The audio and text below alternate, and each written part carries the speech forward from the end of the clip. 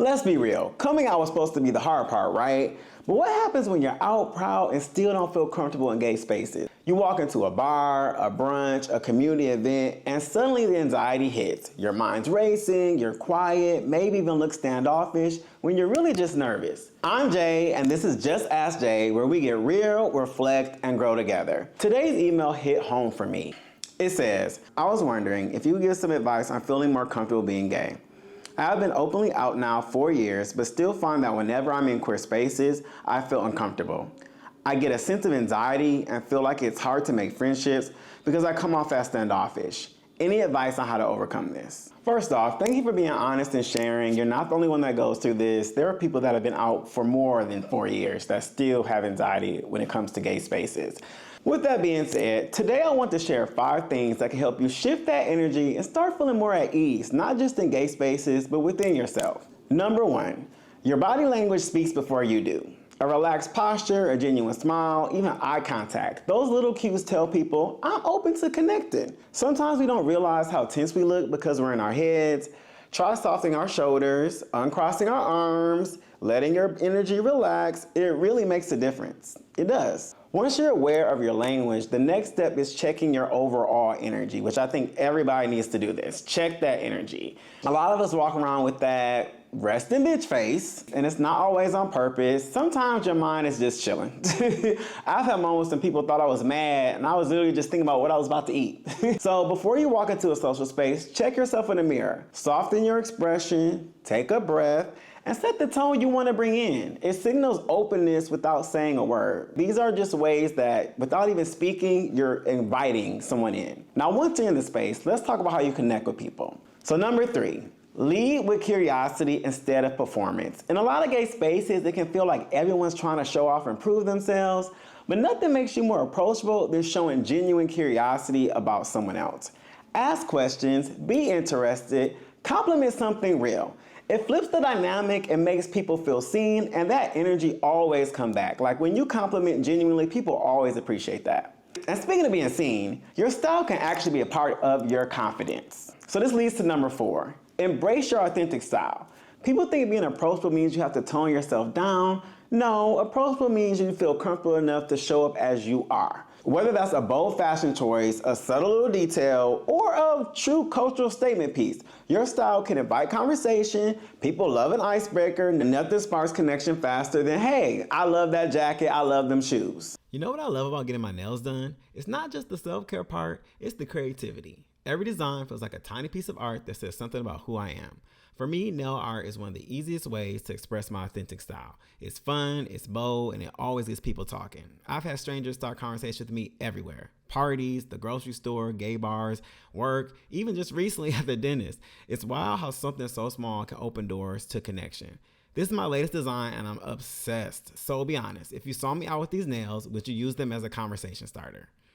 Remember, connection doesn't always start big. Sometimes it's just the little things. And that leads right into number 5. Be open to micro moments. Approachable people aren't always having the deepest talks. They're just open to small exchanges, a smile, a laugh, a quick compliment.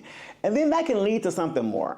Those tiny moments often turn into bigger ones later anyway. Don't underestimate them. Sometimes a brief connection today becomes a lasting friendship months from now, especially if you're memorable. Honestly, I met some of my best friends just by complimenting their outfit or complimenting something they were wearing. One of my best friends I traveled the world with, I literally walked up to him and I was like, you're cute, like, let's talk. And we are now best friends. Like, we've been friends for 4 years. We've been to Spain together. We've been to Mexico together. So that just goes to show how something really small can really magnify to something really big. Like, I literally just complimented him and was like, girl, you're cute, let's kiki. And then we started kikiing, and now we've been friends for years. So you never know what little thing could really, really open someone up to really want to talk to you, have a conversation with you, and you never know where it can land. So don't underestimate anything. Make sure that you remain open, make sure that you remain welcoming, but don't limit yourself, and don't think that something small can never turn to something big. All of those small shifts, your body language, your energy, your curiosity, they're really about one bigger thing, reminding yourself that you belong, because you do. You belong in gay spaces just like everybody else.